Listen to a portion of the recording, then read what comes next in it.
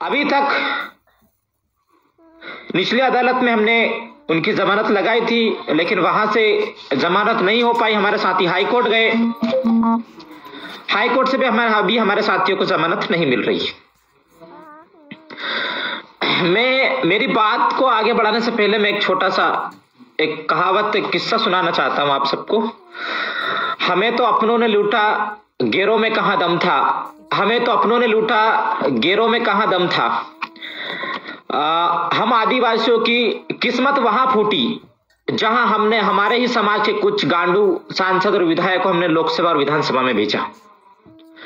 आज ये कायनात में इसलिए नहीं कह रहा हूं क्योंकि आज की जो कंडीशन है और जिस मामले को लेकर मैं बात करना चाह रहा हूं, रतलाम मामले को लेकर, उसमें हमारा दुश्मन कोई और नहीं है, वो दुश्मन है हमारे समाज का व्यक्ति, वो आदिवासी है। इसलिए मैंने आज ये बात को बोला हूं। साथियों, मैं 15 नवंबर को क्या हुआ था मैं उस मामले पे जाना चाहता हूं, बारीकी से उस मामले पे सभी साथी शांतिपूर्ण तरीके से सुने और वीडियो को शेयर करें। 15 नवंबर को हमारे जो साथी लोग हैं वो भगवान बिरसा मुंडा जी का अनावरण करते हैं और अपने खून पसीने की मेहनत से चंदा करके भगवान बिरसा मुंडा जी की प्रतिमा लेके आते हैं और वो रतलाम के पास में ही एक गांव है, वहां पे वो प्रतिमा को बिठाते हैं।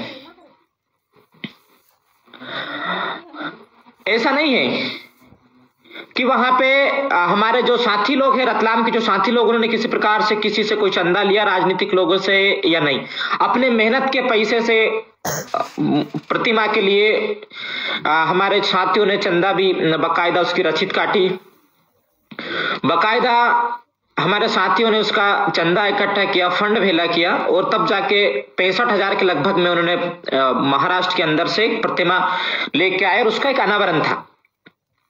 अनावरण करना चाहिए था, अनावरण होना था हमारे सामाजिक साथियों के द्वारा, जीएस के संगठन के लोगों के द्वारा।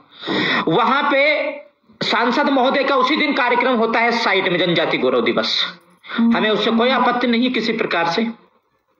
लेकिन सांसद महोदय अपने कार्यक्रम को छोड़ के कहां जाते हैं जहां पे हमारे जेएस के युवा साथियों के द्वारा मूर्ति का अनावरण करना चाहिए था। और शासन प्रशासन, कलेक्टर और एसपी और सरकार की दबाव के चक्कर में जिस मूर्ति का अनावरण हमारे युवा साथियों को करना चाहिए था, जिसने अपना मेहनत का मजदूरी का पैसे से मूर्ति प्रतिमा लेके आए, अनावरण करना चाहिए था हमारे युवा साथियों को, वहां पे अनावरण करता है सांसद और विधायक।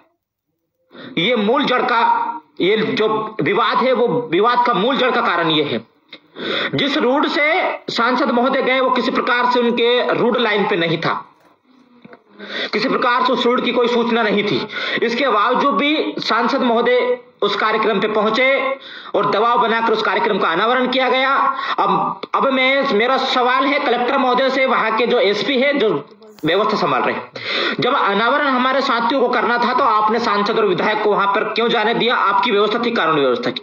और अगर वो वहां पे पहुंचे और इसके बाद में अगर विवाद हुआ तो मुझे लगता है कि पूर्ण तरीके से सांसद और विधायक की चाल थी, ये साजिश थी, किसी प्रकार से यहाँ विवाद हो। और विवाद होने के बाद जो हमारे जो मुख्य जो वहां के जो आयोजन कमेटी के साथी है, जो हमारे अतिथि हो, चाहे विलेश भाई खराड़ी हो, जो लोकल लीडर कर रहे थे, चाहे डॉक्टर आनंद राय जी हो, चाहे अबे ओरिजू, इनको किसी प्रकार से फंसाया जा सके ताकि जो आदिवासियों को जिस प्रकार से क्षेत्र के अंदर, प्रदेश के अंदर जो ताकत बढ़ रही है उस पर कहीं ना कहीं प्रतिबंध लगाया जाए। ये साफ बात है। प्रशासन ने भी इसमें बाकायदा तरीके से एक एजेंट के रूप में, एक दलाल के रूप में, जिस प्रकार से सांसद और विधायकों का और सरकार के इशारे पे कानून व्यवस्था के धज्जा उड़ाकर जिस प्रकार से जिनको अनावरण, जिन युवाओं को करना चाहिए था, जिन आदिवासी जेएस के नेतृत्व में भगवान प्रतिमा की अनावरण होना चाहिए था, उससे उन्होंने जाके बिरसा मुंडा सांसद महोदय ने उनका अनावरण कर दिया। किसी प्रकार से वहां पे पुलिस प्रशासन, कानून व्यवस्था ने नहीं रोका। ये सिंपल सा सीधा सा दिखता है कि कहीं ना कहीं इसमें प्रशासन भी पूर्ण तरीके से मिला भगत था। मैं एक और बात ये बताना चाहता हूं कि आज हमारे साथियों को लगभग 18 दिन हो गए, 2 बार रतलाम पुलिस ने अभी तक हाई कोर्ट में डायरी पेश नहीं की। ये कानून व्यवस्था है हमारी। और कहीं ना कहीं प्रशासन को ये लगा कि हमारे विलेश भाई खराड़ी, डॉक्टर अभय औरी जी, डॉक्टर आनंद राय जी कहीं ना कहीं एक साथ रहेंगे तो हो सकता है कि यहां से कोई मूवमेंट को पैदा करे। इसलिए कुछ दिन पहले ही उन्होंने डॉक्टर अभय औरी जी को सेंट्रल जेल इंदौर में रवाना कर दिया था। हम कुछ लोग साथी गए थे, लेकिन इसके बाद में आज हमें खबर मिली है और 100% खबर है कि डॉक्टर आनंद राय जी को शायद 3 या 4 बजे के लगभग वहां से रवाना कर सागर जेल के लिए रवाना कर दिया। क्या साबित करना चाहता है प्रशासन? सरकार क्या साबित करना चाहती है? जो अवेलेबल धारा है, जिन धारों में कायदे से गिरफ्तारी नहीं होना चाहिए, उस मामले पे इन्होंने साजिश के तहत धाराओं को बढ़ाकर हमारे साथियों की गिरफ्तारी ली ताकि इस आदिवासी युवाओं की आवाज को दबाया जा सके। लेकिन हम मध्य प्रदेश सरकार तक ये बताना चाहते हैं, मैसेज पहुंचाना चाहते हैं कि 6 तारीख को हमारे जितने जो साथी थे उनकी जमानत लगी है। अगर बाई चांस अगर किसी प्रकार से अगर 6 तारीख को जमानत अगर नहीं होती, हमारा भरोसा है, न्यायपालिका के ऊपर भरोसा करते हैं और आज भी हमारा भरोसा है। और यदि अगर 6 तारीख को अगर किसी प्रकार से कारणवश अगर सरकार ने दबाव बनाकर अगर हाईकोर्ट से अगर हमारे साथियों की जमानत खारिज की, तो मध्य प्रदेश के शिवराज सिंह चौहान और सरकार तक ये मैसेज पहुंचाना चाहता हूं, मध्य प्रदेश में कभी ऐसा आंदोलन नहीं हुआ। ऐसा आंदोलन हम रतलाम और पूरे मध्य प्रदेश के अंदर करने के लिए तैयार है। अंतरराष्ट्रीय राष्ट्रीय का आंदोलन करने के लिए तैयार है। ये दिमाग से निकाल दे कि हमने 18 दिन तक हमारे साथियों को जेल में रखा है तो ये लोग डर जाएंगे और कदम पीछे उठा लेंगे। ये किसी प्रकार से कोई आवाज नहीं उठाएंगे। ये बात पूर्ण तरीके से सरकार और आरएसएस के लोग और जनजातीय संगठन के लोग ये बात दिमाग से निकाल दे। कल मध्य प्रदेश के कंस मामा इंदौर के अंदर प्रतिमा का अनावरण करने जा रहे हैं, भगवान टांट्या भेल की प्रतिमा का। एक तरफ जो आदिवासियों के हक अधिकार के लिए आवाज उठा रहे हैं, ऐसे जाबाज साथियों को जेल के अंदर किया जा रहा है ताकि हमारे समाज के ऊपर शोषण अत्याचार होता रहे, उनकी किसी प्रकार से कोई आवाज ना उठाए। और जो हमारे जो गांडू सांसद और विधायक जो लोग हैं जो बीजेपी में गुलामी कर रहे हैं, उनसे भी मेरा सवाल है कि आपकी औकात नहीं है कि आप किसी आदिवासी समाज के ऊपर किसी प्रकार से अत्याचार होता है तो आप आवाज नहीं उठाते। आपको लड़ना आता है आपके भाई के खिलाफ। ये सदियों से चलता आ रहा है और आज भी हम लोगों ने ये चीज को देखा है। हमारा निवेदन है कि हमारे सब्र का इंतजाम ना लिया जाए, मध्य प्रदेश सरकार से निवेदन करना चाहते हैं। वरना मध्य प्रदेश के अंदर 2 करोड़ आदिवासी रहते हैं, इस बात का मैं बताना चाहता हूं, अगर शायद आप भूल रहे हो गिनती तो सीट बजा के रख देंगे। अगर 6 तारीख को अगर जमानत अगर हमारे साथियों की नहीं होती है तो अगला आंदोलन जिले के अंदर एक कोने के अंदर हम देखते हैं तुम कितनी फोर्स लेके आते हो। हम बिरसा मुंडा के लोग हैं, बिरसा मुंडा के वंशज हैं। फांसी पे झूल जाएंगे पर किसी कंडीशन में हम पीछे हटने वाले लोग नहीं है।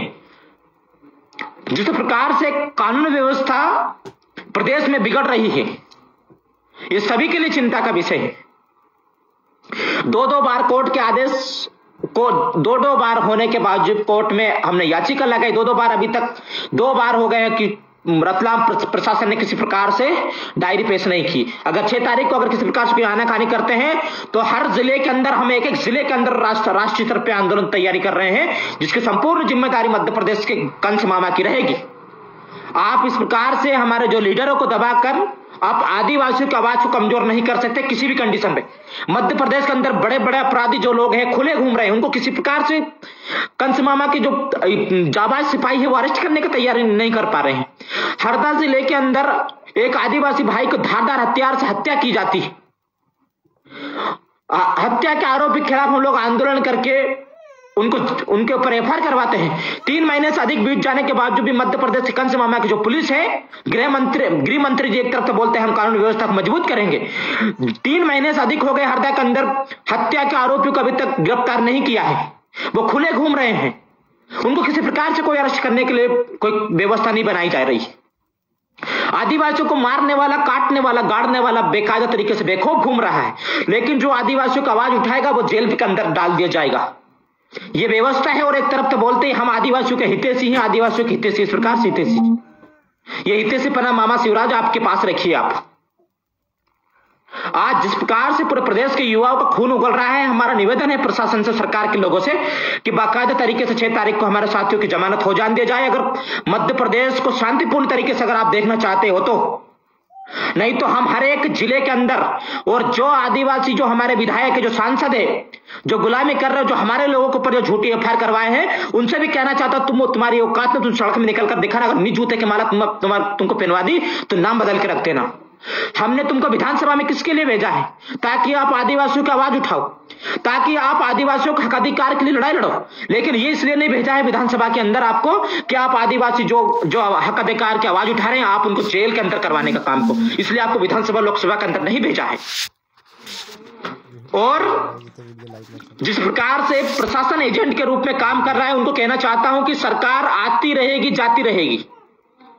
आप एक संवैधानिक पद में बैठे हैं, आपको शर्म आनी चाहिए कि आप जिस प्रकार से बीजेपी के और आरएसएस के और जनजाति और कांग्रेस की सारे पे काम कर रहे हो, शर्म आनी चाहिए आपको। आज निर्दोष लोगों को फंसाया जा रहा है, जिन्होंने अपराध किए उनको किसी प्रकार सारे लोग खुले घूम रहे हैं। हमें तकलीफ है इस बात की। राजस्थान के अंदर हमारे कार्तिक भाई भील को जान से मार दिया गया, पीट पीट के। वहां